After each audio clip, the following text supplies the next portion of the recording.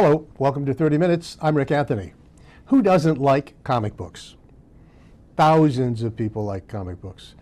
Until recently, I thought that kids liked comic books more than anybody else. I was wrong.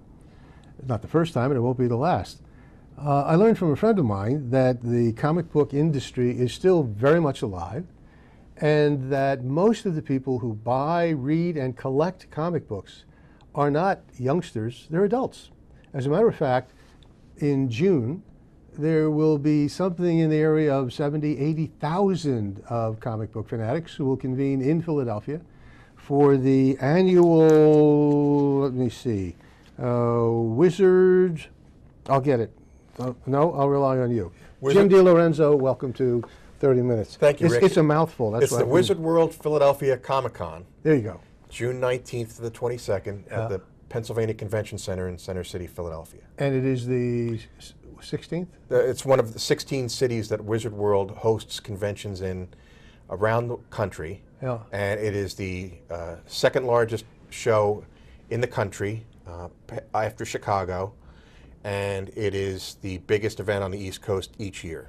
And Jim, your company handles public relations for this event. Yes, I work on the public relations for the Philadelphia event. I've been fortunate enough to do that for the last And the name of your 4 company? years. Jim DeLorenzo Public Relations. Jim DeLorenzo PR. And you and I have known one another for a while, but I had no idea until I saw the press release, and then I called you on it to ask if there was somebody who might come on to be a spokesperson, and you said, I can. Huh? Yeah, I collect comic books. I had no idea. Now, it resonated with me, Jim, because my late father was a comic book crazy guy. He collected comic books. And my wife to this day says, if you had only saved your father's comic books, there probably was a winner among them. But one, I was surprised to learn that you are a comic book aficionado.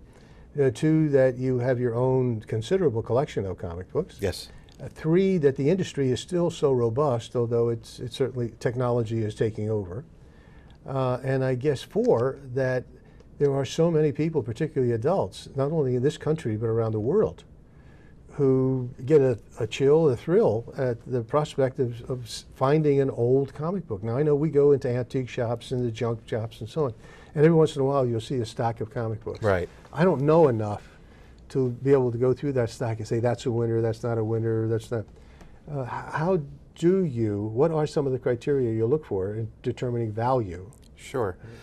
When I look for an old comic book, when I go to Wizard World every year, I will look through the stacks and I will look at a particular, they have them broken up into boxes, and each box has a label on it. So if you're looking for an issue of Superman, if you're looking for an issue of Captain America, if you're looking for an issue of the Avengers, you can find that section. And then what a lot of collectors like myself do is we have a list of the ones that we're missing. I see. So we will look through the, say I'm looking for issue number 25 of Captain America. Right. I will look through the stack of comic books. They're all lined up like almost like in a bookshelf format. And you look at the numbers and you say, oh, that's the one I'm missing. And you pull it out and you take a look. Usually they have a price tag on it. And it's usually, you rely on whether I really, really want this. Do I really want to pay this price? Yeah. Is this something that I can find somewhere else? Most of the time I end up buying the ones that I see the first time I see them because I've been looking for it for a while. And you have how many comic books? I have over 20,000 comic books in my personal collection. Comic books? Yes. Print? Primarily, until recently, I always bought everything in print. Right. It's amazing. Where do you house 20,000? What is your? There's a whole industry that's been built up around the storage and care of old comic books. 100 years ago, I remember interviewing somebody on the main line, a very wealthy individual, who had a stamp collection. No, it was a postcard collection. Okay. Postcard.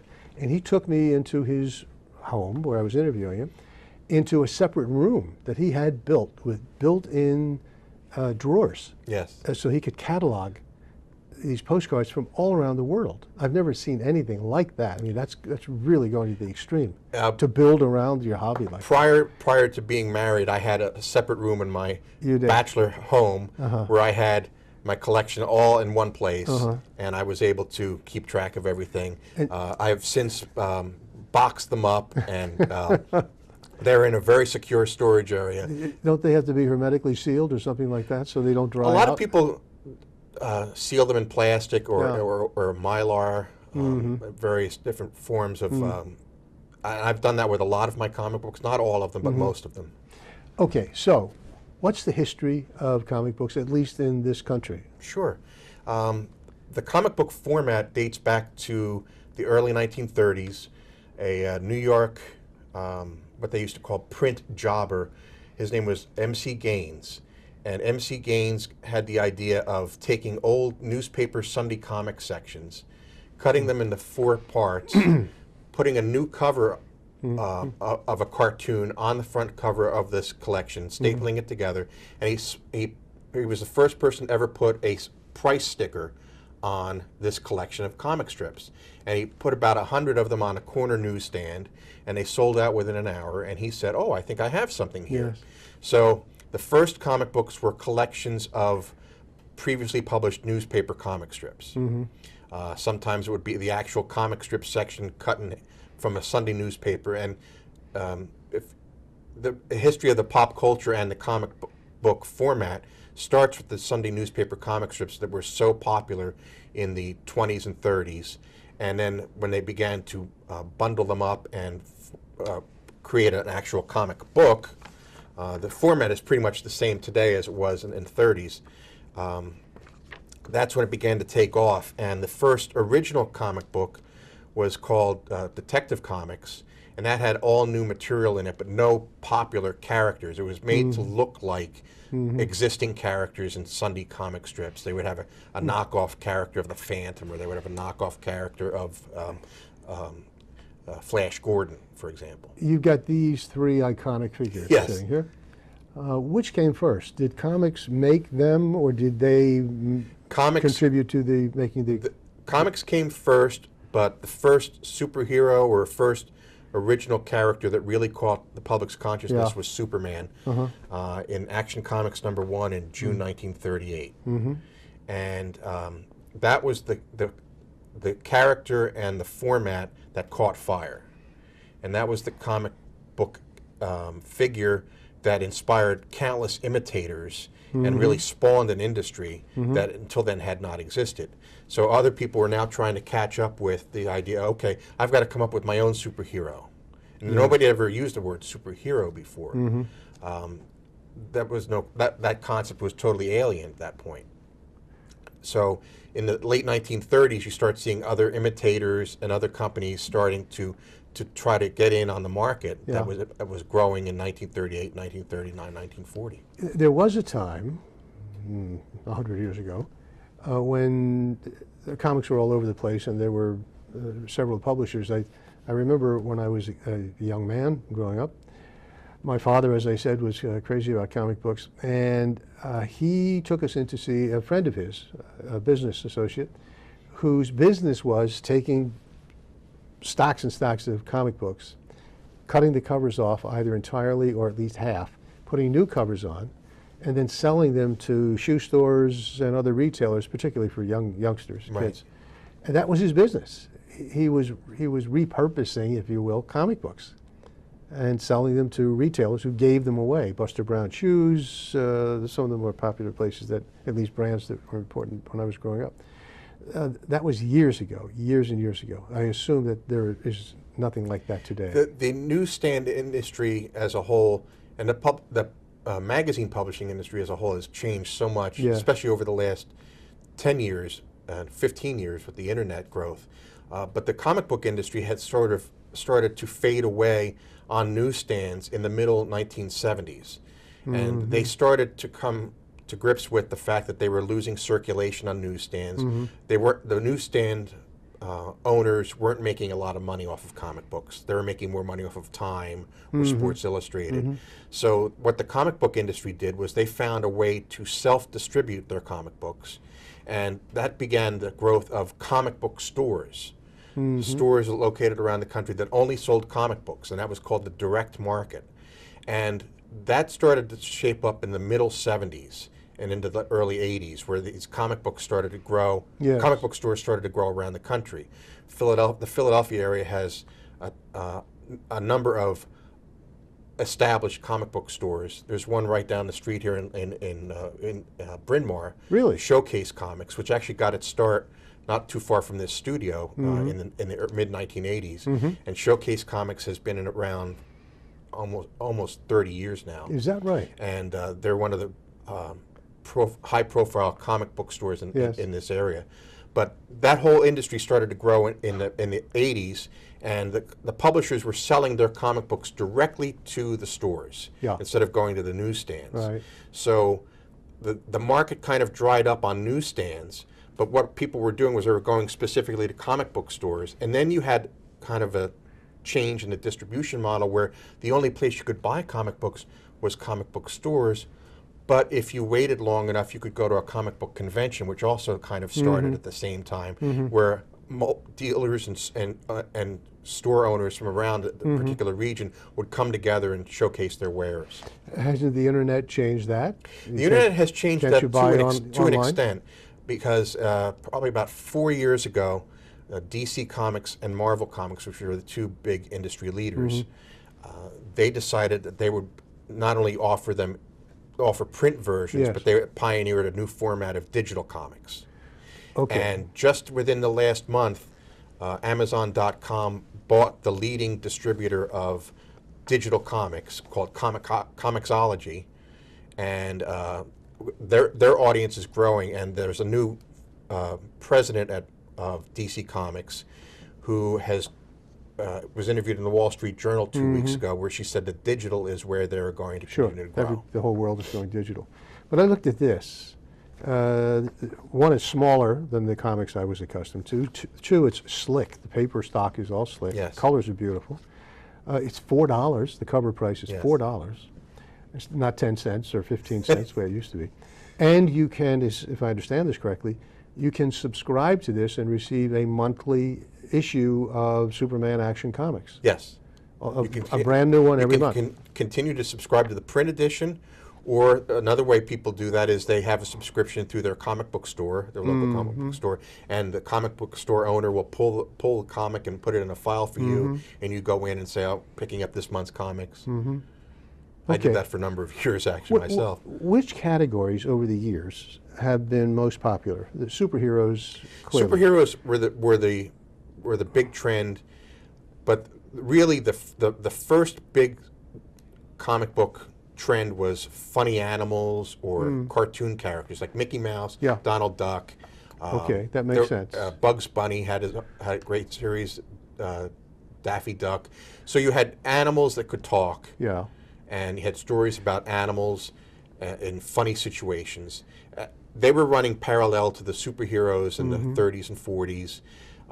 After World War II, the superheroes kind of faded away for a bit.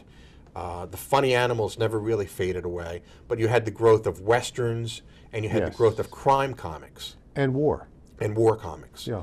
And then the crime comics, there was a crackdown on crime comics in the mid-1950s. There was a feeling that they were... G-Man, right? Yes. G-Man and Crime Does Not Pay and Tales of the FBI. Yes. But there was a feeling that they contributed to juvenile delinquency. So there was a crackdown amongst publishers, and the crime comics disappeared, and there was more of the Westerns, and there were more of the war stories, and the superheroes came back. And at the same time, the animals were still around. In the 60s, the superheroes really began to make their comeback, and that trend really has never died since then. Starting with the growth of the Marvel superheroes, Spider-Man, the Fantastic Four, Captain America. Who owns the characters? Who owns Superman? Who owns Spider and America? That's certainly an issue that's contentious right now. The original creators of the character of Superman were Joe Shuster and Jerry Siegel, who I had the good fortune to meet both of those gentlemen in 1976 when I went to my very first comic book convention. And their families and their estates are still fighting lawsuits to this day to settle ownership of the characters. So technically, the comic book publishers and the media companies that own the comic book publishers now own the characters and are able to use them in a lot of different formats. Stan Lee, who created Spider-Man with another artist named Steve Ditko, and who revived Captain America with an artist named Jack Kirby, who was one of the original creators of Captain America. Stan Lee is still very active in the comic book business. He will be at Wizard World Philadelphia Comic-Con this year. He comes every year. He's in his late 80s. He's a very dynamic individual, loves to meet his fans. But his stories and concepts are fueling a whole new cycle of movies and TV shows. Yes. The DC Comics characters are reemerging as on TV and in movies. And there have been some independent publishers who have broken through with some characters that have gained a lot of attention. Jim, paint a picture for me. I go down to the convention center during June 19th to the 22nd. I go down there and I walk into that huge cavernous place. What am I going to see? What am I going to hear? You're going to see people in costume. What am I going to experience? Going to see people dressed in costumes as comic book characters, or characters from movies like Star Wars or Star Trek, or TV shows like The Walking Dead, Buffy the Vampire Slayer. These are all people you would not want to have as your neighbors. Not necessarily. Oh. You see people that you don't necessarily know in their character. Yeah. But I've run into people who I know people who work as producers at local TV and radio stations, and they tell me, "Oh, I'm going to be there dressed as so and so." I had a friend there last year who came in every day as a different character. One day he was Captain Jack Sparrow from the Pirates of the Caribbean. One day he was a villain from a Batman comic book. But each day he worked on his costume and he had a different costume. So you'll see a lot of people dressed in costume as characters. Yes. You'll see people, adults, families, children, teenagers. You'll see people walking around, going from location to location and we have the entire convention center at our disposal. There's probably about over 150 exhibitors right now selling merchandise, but there's also probably over 100 different celebrities and artists who will be appearing, and each one of them has a space as well. So we bring in celebrity guests. You'll see people taking questions and answers from an audience. We have panel discussions where a star of a TV show, David Boreanaz, who's on Bones on Fox TV, and he was in Buffy the Vampire Slayer and Angel. Those are popular genre shows that we like to call them. He's a Philadelphia native. His father was Dave Roberts at Action News. Oh, sure. He's coming back. He'll be up in front of an audience, and he'll be taking questions from the audience, and he'll be signing autographs and taking photos with his fans. We'll have people like Nathan Fillion from the show Castle. We'll have Stan Lee from the creator of Marvel Comics characters. We'll have Ralph Macchio from the Karate Kid. He's making an appearance at Comic-Con this year. We have stars from a lot of different TV and movie roles. And the one thing that's been interesting about the comic book industry and the Comic-Con industry is that more and more people are coming to the Comic-Con because, oh, I love this TV show, or I love this movie. I never knew there was a comic book about it, or I never knew it started in the comic books. The Walking Dead is a great example. It's a huge hit on AMC. Gets a ton of great ratings. People follow the show religiously. No one knows that it was an independent comic book creator who drew up a series about The Walking Dead, fighting zombies, and he sold the idea to AMC and a production company, and it has taken off. The comic book is still being published.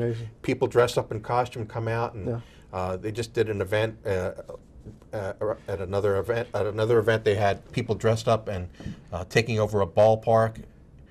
And Jim, this is not a U.S. phenomenon. This is worldwide? Well, this is a U.S. phenomenon with the characters we're talking about, but worldwide, these characters have a lot of traction. There are comic book conventions in Italy, France, Germany. Japan. Japan has a huge comic book market. It's not unusual to be in Japan, and I had the good experience to go to Tokyo many years ago, and racks upon racks and racks of comic books on display. They call them manga, M-A-N-G-A, in Japan. And you see adults, you see children, you see older people reading these on the subways, reading them on the trains. It's an amazing phenomenon in Japan. But it's starting to come full circle here in the U.S. Does the show coming up in June, does that include an auction?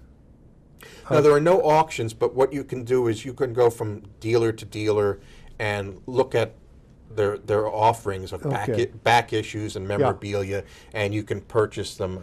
There's no auction. But every once in a while I read or I see or hear in the news that a comic book went for $100,000. Are you likely to see those kinds of rare editions? You'll see some rare editions. It's Action Comics #1, which I mentioned was the first appearance of Superman.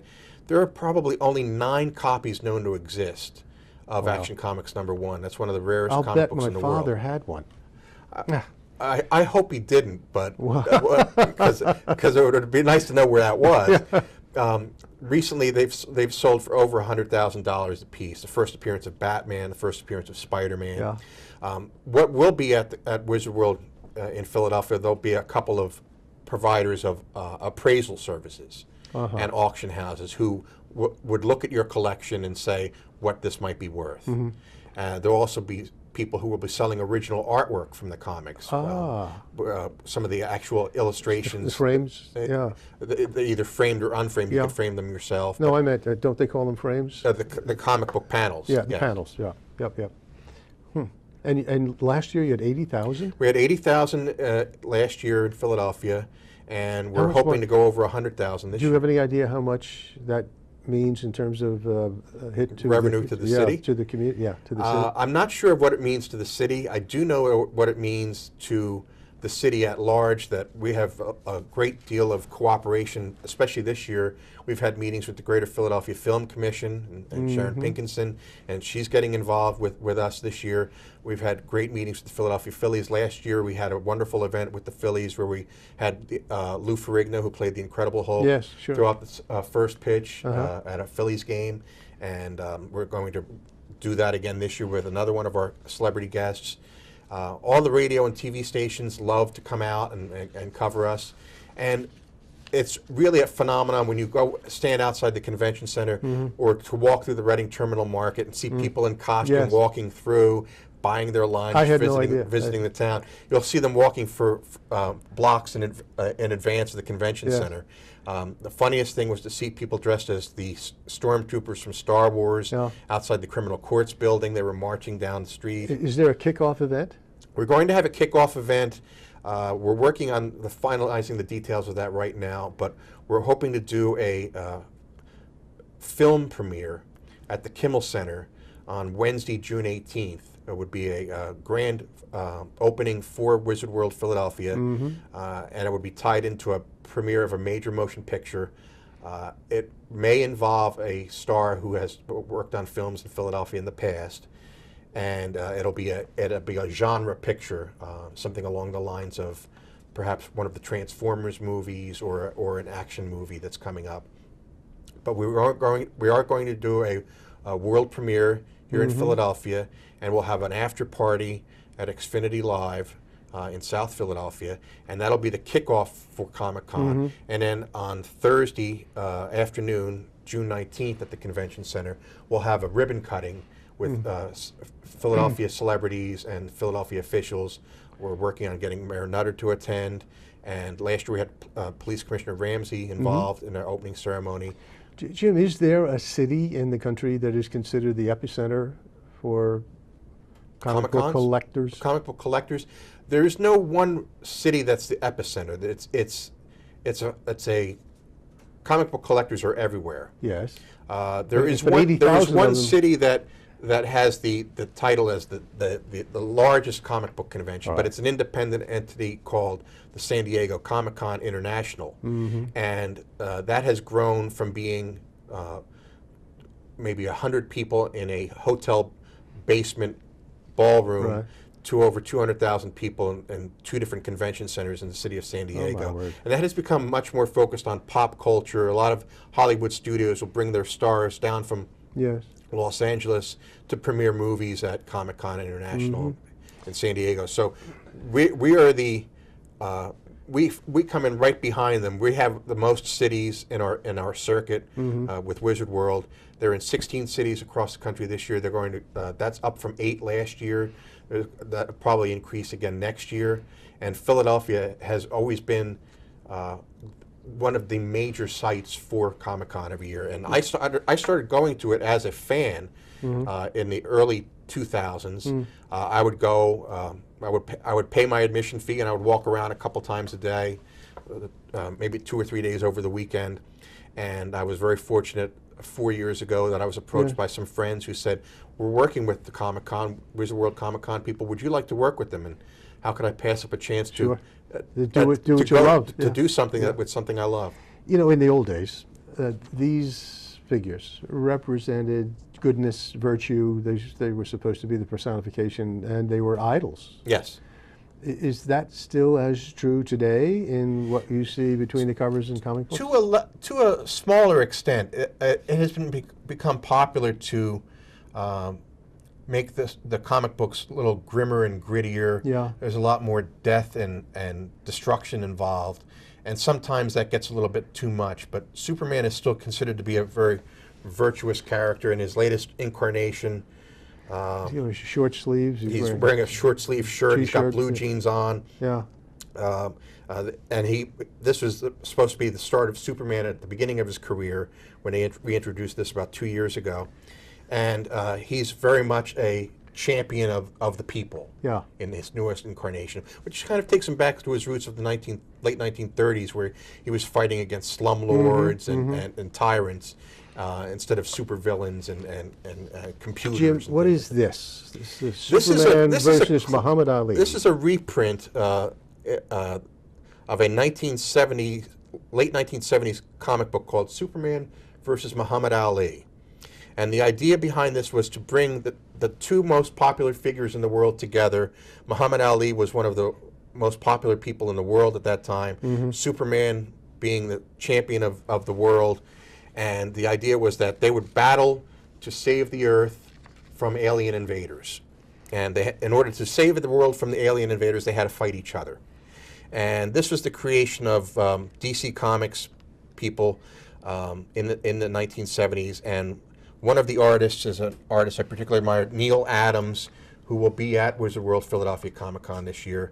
And they've recently reprinted this in this hardcover edition. The original comic book, I think, was a tabloid comic book about this high, and it sold for about $2 in 1979, 1980. And this sold for $20? $20. Back then. What's it worth today, approximately? Well, this actually just came out within the last year, so it's probably still worth about $20. Okay. But it's the first edition? The first edition is probably worth about, I have it in my collection, I would say it's probably worth about $550 to $600 right now. Comics have always been associated with entertainment. Yes. But they've also been used to educate. Is that correct? Yes, that's correct. There's a number of people who've used them for literacy programs in schools. They're still being used in some New York City schools and other cities around the country where they're being used to teach children to read and to be creative. Yeah, it's marvelous. The event is the Wizard World Philadelphia Comic-Con, June 19th to 22nd, down at the Convention Center. Jim DeLorenzo is the, I guess, responsible. I'm the local public relations Public coordinator. relations, right? And you'll be there, but you won't be in costume. I will be dressed in my Clark Kent belt. Oh, good. Okay. Thank you very much for being here. I'll think of you and my father. We hope you can come down and see us. I'd like to. It sounds like a great deal of fun. Until next time, this is 30 Minutes. I am Rick Anthony. Take very, very good care of yourselves and check the basement for a couple of comic books. They might be worth something.